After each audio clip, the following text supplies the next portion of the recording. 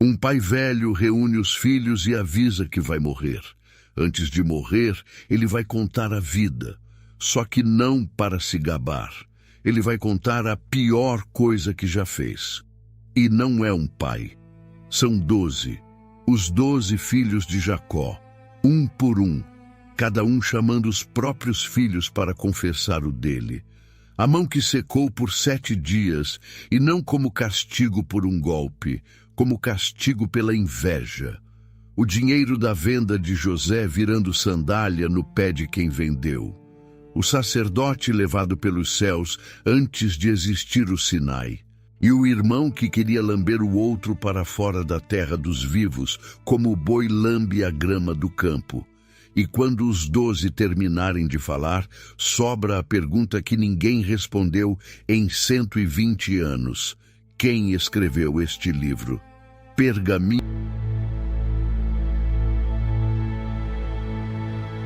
O livro se chama Testamento dos 12 Patriarcas. Os 12 são os filhos de Jacó.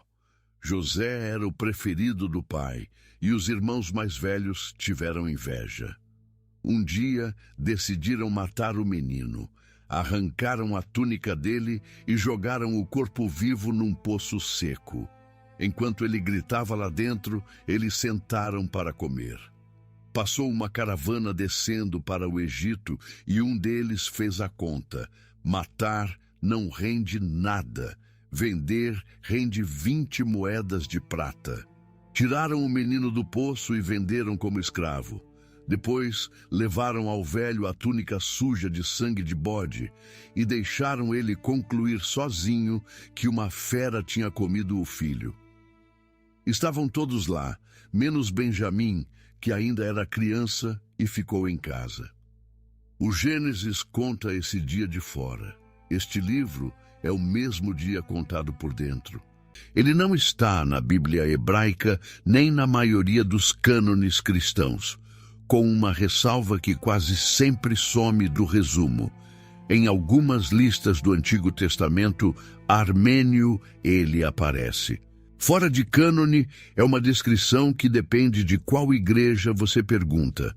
O material dele vem do que os historiadores chamam de período do Segundo Templo, que vai do retorno do exílio até a destruição do templo no ano 70. É uma faixa larga, de mais de 500 anos, e ela se sobrepõe tanto à produção dos livros bíblicos quanto ao começo do cristianismo.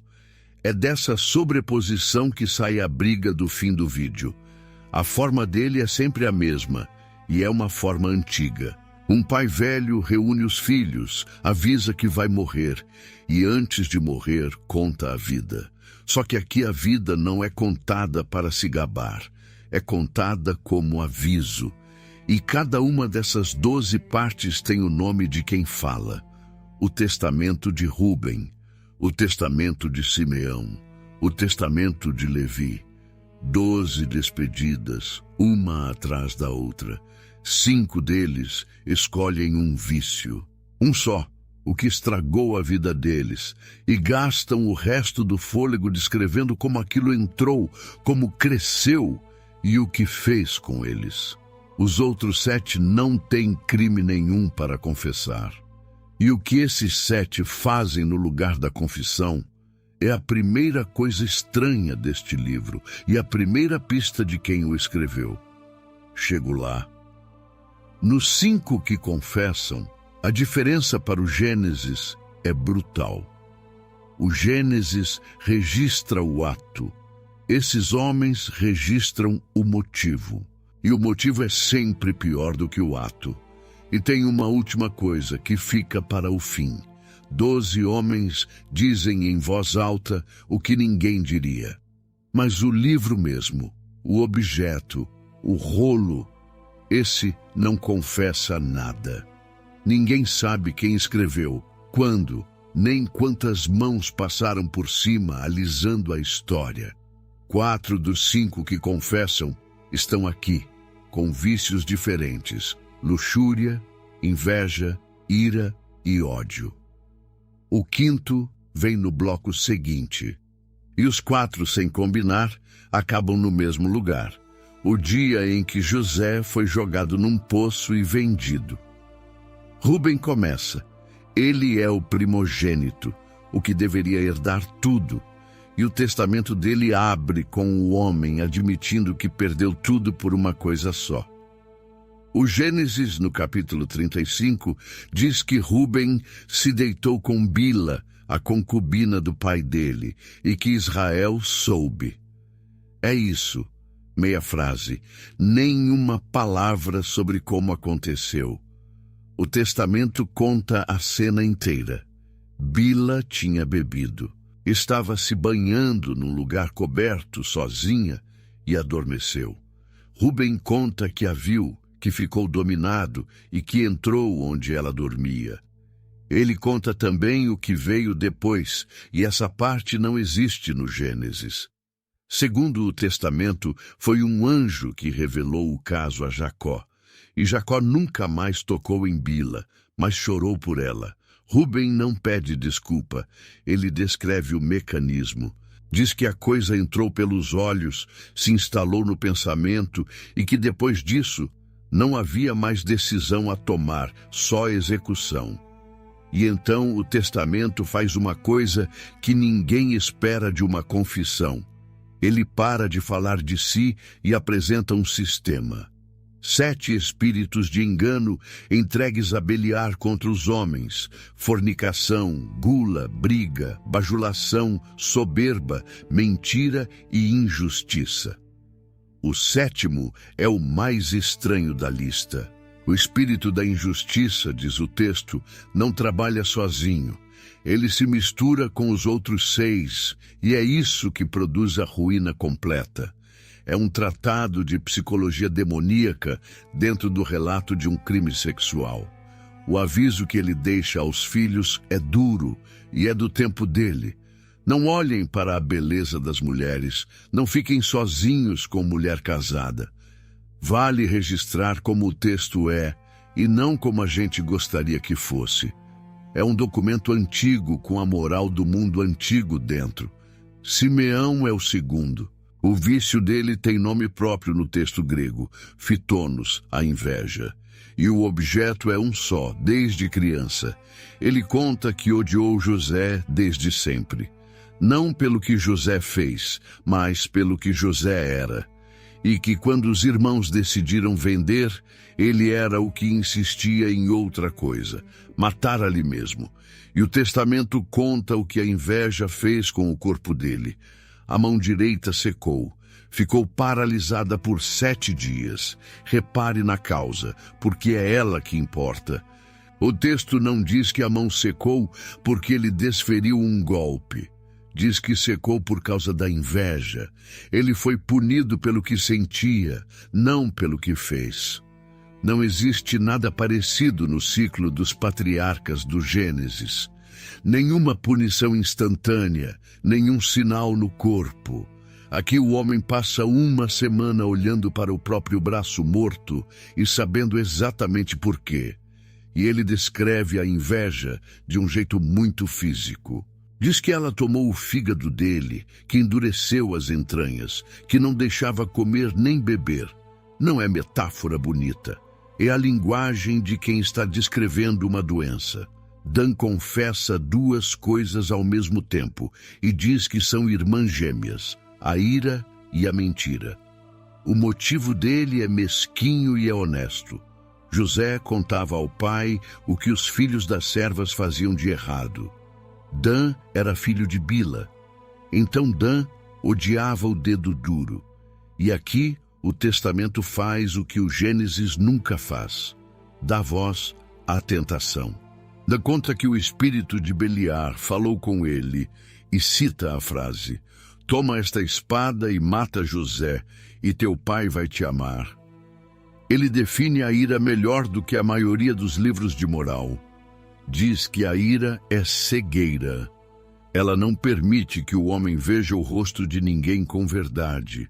E deixa uma profecia sobre a própria tribo que vai render 1900 anos de conversa. Guarde isto, porque a coisa reaparece no fim do vídeo. A tribo de Dan vai sumir da lista de tribos do Apocalipse, capítulo 7. Gade fecha o movimento com o vício mais frio dos 4. Não é raiva quente, é ódio. A origem também é pequena. José relatou ao pai que os filhos de Zilpa estavam comendo os melhores cordeiros do rebanho. Gade era filho de Zilpa, e daí em diante ele quis o irmão morto. O testamento não conta agressão nenhuma. Conta uma coisa mais difícil de ouvir: o desejo, dito com todas as letras. Muitas vezes eu quis matá-lo, ele diz, porque eu o odiava do fundo do coração. E dá à vontade dele a imagem mais fria do livro inteiro. Eu queria lambê-lo para fora da terra dos vivos, diz o texto, como o boi lambe a grama do campo. Sem raiva na frase, sem grito. Apagar o irmão do jeito que um animal limpa um pasto. Mas a parte que assusta não é a violência, é a análise. Gade confessa que toda vez que José adoecia, ele se alegrava e que não suportava ouvir elogio ao irmão. Quando o pai elogiava, ele queimava por dentro e formula a coisa numa frase que qualquer pessoa viva reconhece. Segundo o texto, quanto mais o odiado prospera, mais o que odeia definha.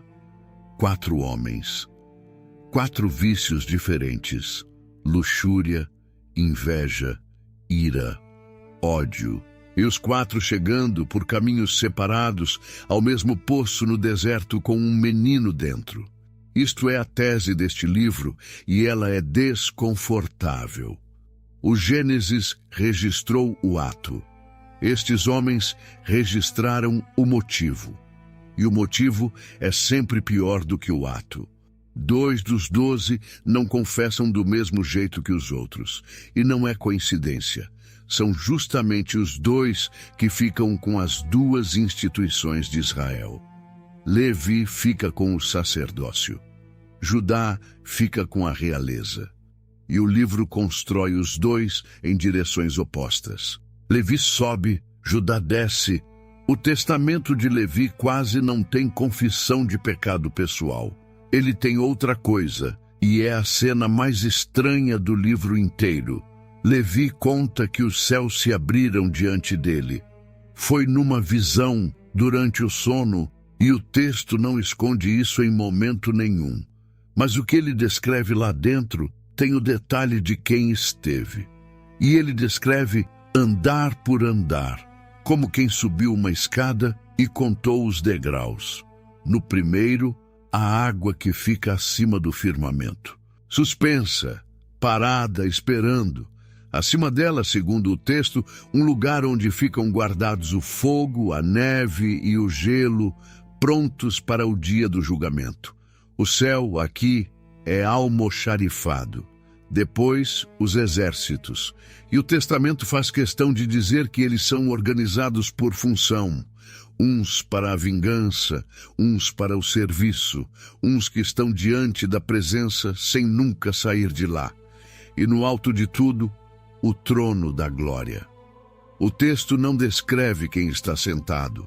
Descreve a luz e para de descrever. Esse mapa dos céus em andares é o argumento preferido de quem estuda o livro para dizer que ele foi escrito muito depois do personagem que fala. A cosmologia é a do período do Segundo Templo, não a de um pastor da idade dos patriarcas. É leitura de pesquisador, não conclusão minha, mas é a leitura dominante. E aparece a primeira pista de que este livro tem passado. Na versão grega que sobreviveu, os céus são 3. Num escrito aramaico bem mais antigo sobre o mesmo Levi, achado em Qumran, são 7. Não são 2 cópias de um mesmo texto. São 2 tradições sobre o mesmo personagem. E elas não combinam. Isso não prova que mexeram neste livro. Prova outra coisa, e é o suficiente.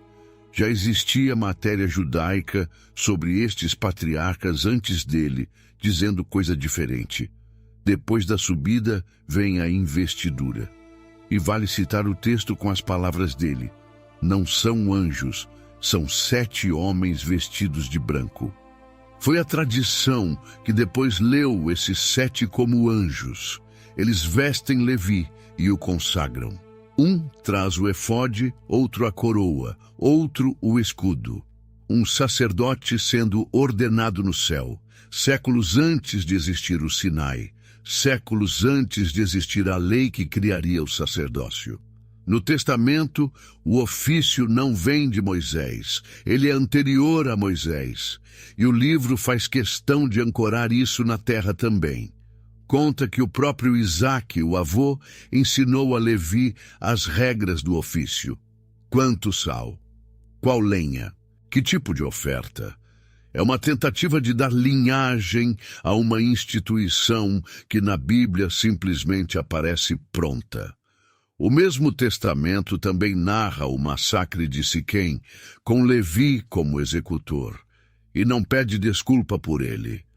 Trata como zelo.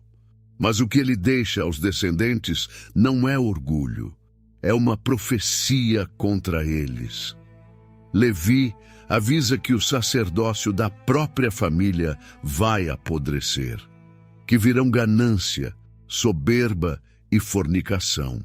Ele está literalmente no leito de morte, dizendo aos filhos que os netos deles vão corromper o altar. E no meio disso, deixa o conselho mais suave do livro inteiro. Ensinem as letras aos seus filhos, para que tenham entendimento a vida toda. A sabedoria, diz o texto, é luz. Judá é o oposto exato, e o testamento dele é o maior de todos. Começa com o homem se gabando. Ele conta que matou um leão, que abateu um urso, que perseguiu 2 reis a cavalo e os alcançou, que derrubou muralhas de cidades fortificadas sozinho. Nada disso está no Gênesis. No Gênesis, Judá é basicamente um criador de ovelhas que desce até Adulão. Aqui ele é uma espécie de Héracles hebraico. É a versão que um homem conta de si mesmo quando é ele quem está contando. E então a narrativa vira. Judá para de contar batalha e começa a contar o que o derrubou. 3 coisas, e ele diz que são a mesma corrente: o vinho, a mulher e o dinheiro. O vinho abre a porta para o desejo, e o desejo abre a porta para a ganância.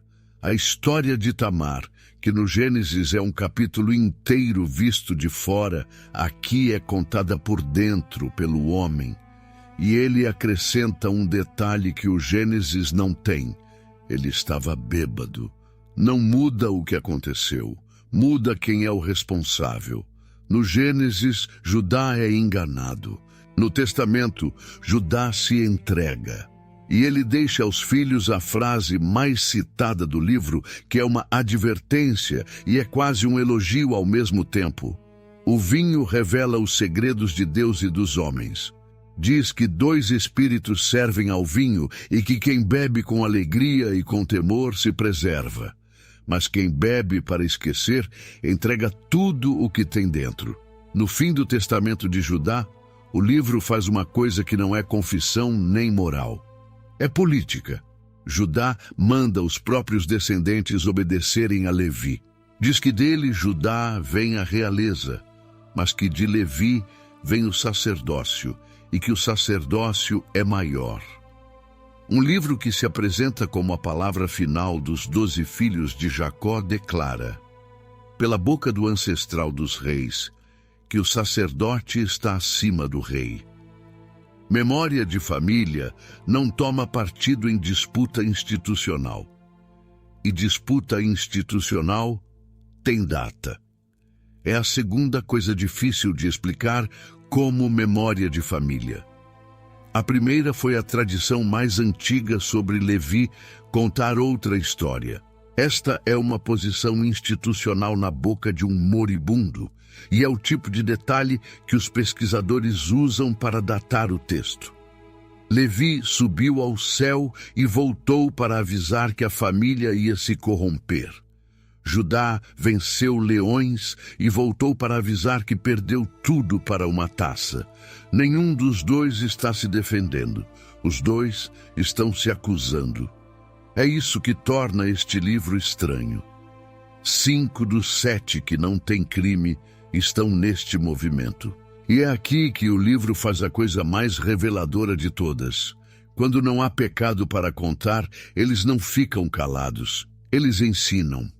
E o que era memória de família começa a virar outra coisa. Começa a virar doutrina. Issacar abre o testamento dele contando a própria concepção como se fosse uma transação comercial. Porque foi. Ele começa contando a própria concepção. No Gênesis, Rúben acha mandrágoras no campo, Raquel as quer e troca uma noite de Jacó por elas. Issacar nasce dessa troca. O nome dele quer dizer mais ou menos salário. Aí ele lista o que fez da vida. E a lista é uma sequência de negativas. Nunca falou da vida alheia, nunca caluniou, nunca foi a tribunal, nunca cobiçou mulher de ninguém, nunca bebeu a ponto de se enganar, nenhuma visão, nenhum anjo, nenhum demônio, um lavrador dizendo que a vida boa é a vida simples e que Deus abençoa quem trabalha a terra e não deseja o que é do outro. E o estranho é esse. Num livro em que os irmãos contam estupro, tentativa de assassinato e ódio de morte, tem um capítulo inteiro em que não acontece absolutamente nada. Isso não parece memória. Parece um autor precisando de um exemplo positivo. Zebulon confessa compaixão, o que já é uma frase esquisita. E ele passa o testamento inteiro tentando provar que não teve culpa. Conta que ficou doente de tristeza quando os irmãos tramavam, que caiu aos pés de Dan e de Gade, chorando para que não matassem o menino, que ficou de vigia ao lado da cisterna, com medo de que alguém voltasse para terminar o serviço. E que, quando os irmãos sentaram para comer depois da venda, ele não conseguiu tocar na comida. Mas o detalhe que fica é o que ele conta sobre o dinheiro. Segundo o testamento, os irmãos dividiram o valor da venda, e com a parte que coube a cada um, compraram sandálias, para si, para as mulheres e para os filhos. Zebulon faz questão de dizer que não pegou a parte dele. Mas o retrato já está feito. Venderam o irmão e compraram calçado. E o paralelo é exato. O profeta Amós acusa Israel de vender o justo por um par de sandálias. E o testamento põe sandálias exatamente na cena em que um justo foi vendido. Se foi de propósito, não há como provar. Mas é o tipo de eco que os comentadores não tratam como coincidência. E o mesmo Zebulon faz uma afirmação que quase ninguém conhece. Ele diz que foi o primeiro homem a construir um barco para navegar no mar. E descreve como se estivesse ensinando que o entendimento veio do Senhor, que baixou um leme atrás da embarcação, que esticou uma vela num mastro em pé no meio dela, e que saiu navegando junto à costa, pescando para a casa do pai. Depois disso, diz que dava peixe a todo estrangeiro que passasse. O patriarca da compaixão se apresenta como inventor e como quem reparte. É a única biografia técnica do livro inteiro. Naftali não confessa pecado. Ele defende uma ideia. Existe uma ordem na natureza, e o mal é sair dela. O sol não muda de caminho, a lua não muda, as estrelas não trocam de lugar. E ele faz uma coisa que chama a atenção de quem estuda o livro. Naftali constrói uma genealogia inteira para Bila, a mãe dele, que no Gênesis é descrita em 3 palavras como serva de Raquel. Aqui ela ganha pai, ganha história, ganha um avô capturado e vendido como escravo, e um resgate. Alguém, séculos depois, resolveu que a escrava precisava de linhagem. Isso não é memória de ninguém. Quem estuda o texto costuma ler isso como gesto de quem escreveu, e não como memória preservada. A leitura corrente é que a escrava ganhou linhagem porque alguém achou que ela devia ter uma. Naftali também conta duas visões. Na primeira, ele vê Levi agarrando o sol e Judá agarrando a lua. Sacerdócio e realeza, outra vez, e outra vez com um deles mais alto. Na segunda, um navio sem marinheiro e sem piloto, com Jacó a bordo. Vem a tempestade e o casco se parte, e a imagem que o texto escolhe é precisa demais para ser acaso. Os irmãos não vão parar em terra nenhuma, ficam divididos sobre 9 tábuas do próprio navio quebrado, cada um agarrado a um pedaço da mesma embarcação que os carregava juntos. E o texto faz questão de dizer quem sobrou junto: Levi e Judá na mesma tábua. Outra vez os dois. Com Aser, o disfarce cai de vez. O testamento dele não tem uma cena, não tem um nome, não tem um dia. É um tratado de moral com o nome de um patriarca na capa. E o que ele ensina é afiado. Toda a ação humana, diz o texto, tem 2 caras. Quem mata um homem mau pratica violência que pode dar em bem. Quem rouba para dar ao pobre faz o mal, e o bem no mesmo gesto. O pior dos homens, conclui, não é o mal. É o de 2 faces, que serve aos 2 lados, e é punido em dobro, pelo mal que aprova e pelo bem que recusa. E fica um rastro que interessa. Essa doutrina de 2 caminhos, luz contra trevas, verdade contra perversidade, é praticamente o mesmo vocabulário da regra da comunidade achada em Qumran. 2 obras diferentes, o mesmo repertório moral, o mesmo mundo. Benjamim, o caçula, é o único dos 5 que tem uma cena para contar, e ele guarda a melhor do livro inteiro. Ele estava no Egito quando o governador que os interrogava parou de fingir. Benjamim descreve o momento em que José se revela, o abraço, o choro e o irmão poderoso contando a ele, e só a ele, tudo o que tinha passado. E o que José conta a ele não está no Gênesis. Diz que, quando os ismaelitas o levaram, um deles arrancou a túnica dele, deu-lhe um cinto no lugar, açoitou-o e mandou que corresse, e que o homem que ficou com a túnica foi morto por um leão. Os outros se assustaram e o venderam de novo, adiante, para os companheiros. É a versão que o irmão vendido conta ao irmão caçula, muitos anos depois, num salão do Egito. Foi dessa cena que Benjamim tirou a doutrina que ele deixa aos filhos. Diz que o homem puro tem o olho simples e o corrompido tem o olho mau. O de olho simples não inveja, não se alegra com a desgraça alheia, não tem dobra. Ele viu o irmão vendido perdoar de olho simples e passou a vida tentando descrever aquilo. O Evangelho de Mateus diz que a lâmpada do corpo é o olho e fala em olho bom e olho mau quase com as mesmas palavras. Os 2 textos se encostam e é justamente por isso que ninguém consegue dizer qual veio antes. Pode ser tradição comum aos 2. Pode ser que o Evangelho tenha lido isto. Pode ser mão cristã escrevendo dentro deste livro depois do Evangelho. Qual das 3 é o assunto do último terço deste vídeo.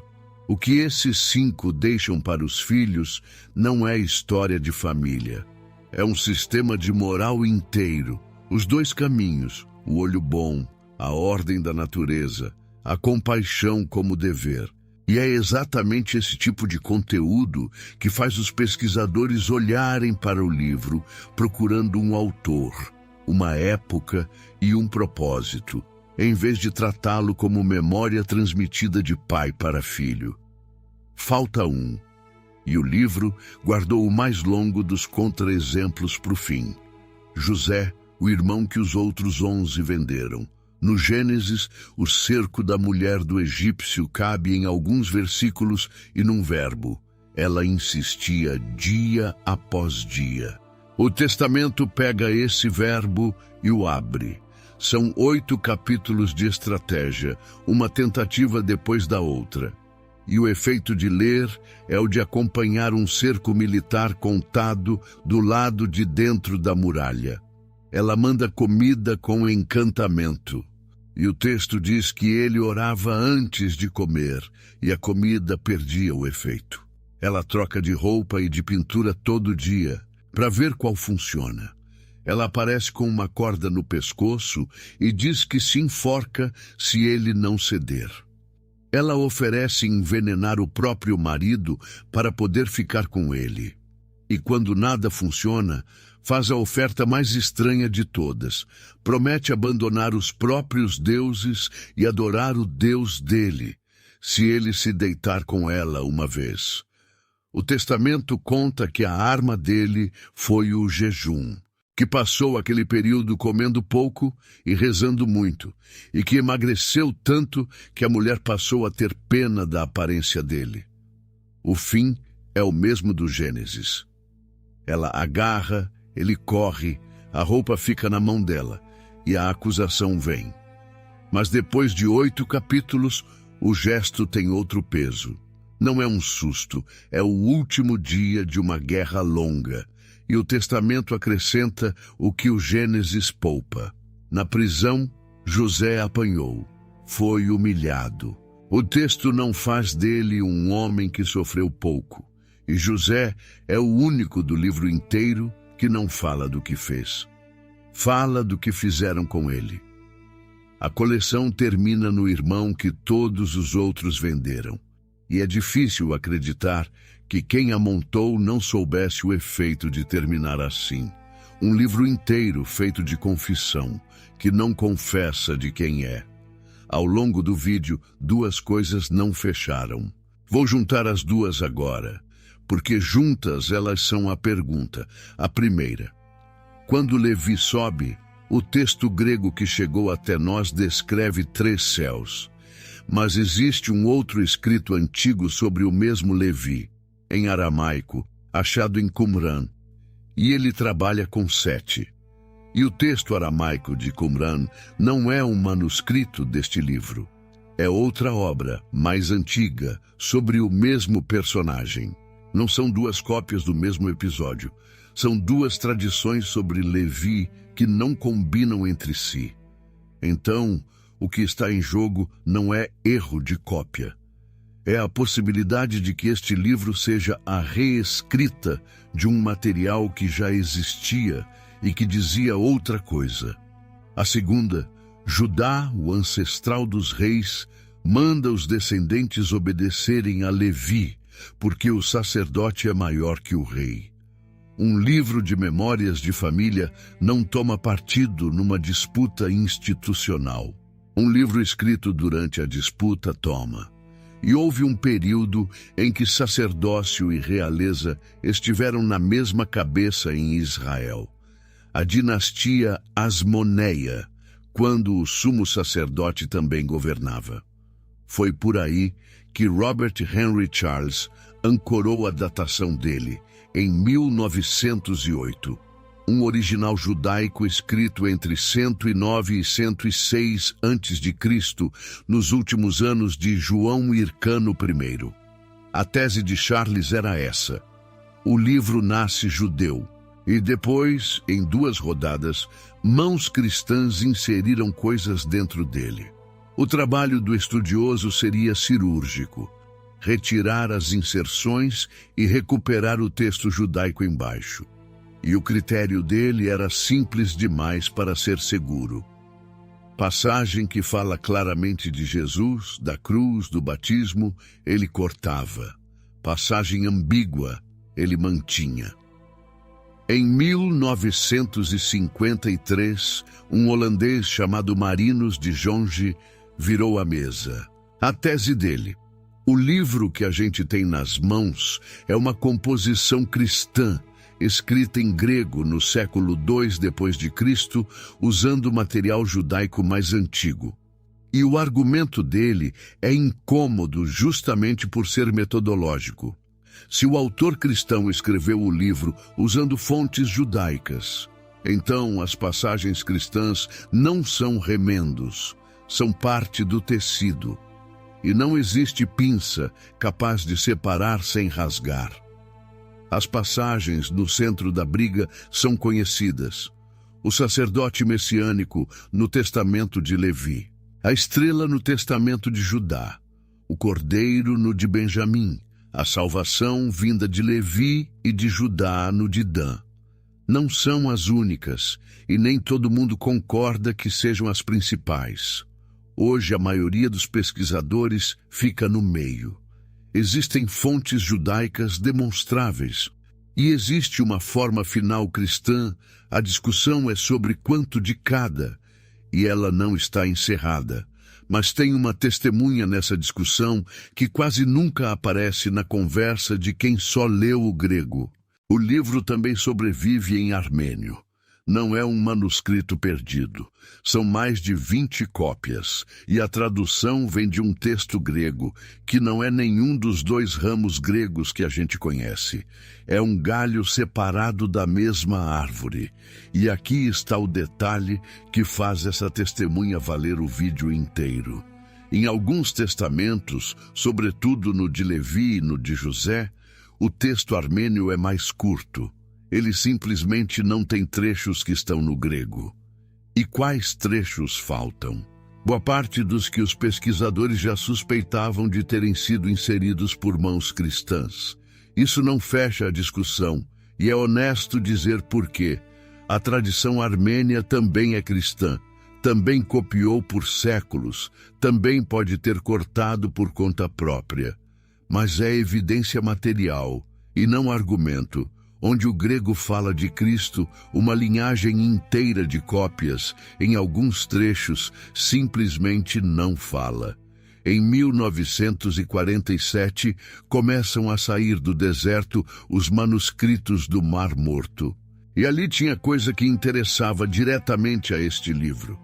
Apareceu o documento aramaico de Levi, nos fragmentos catalogados como 4Q213 e 214.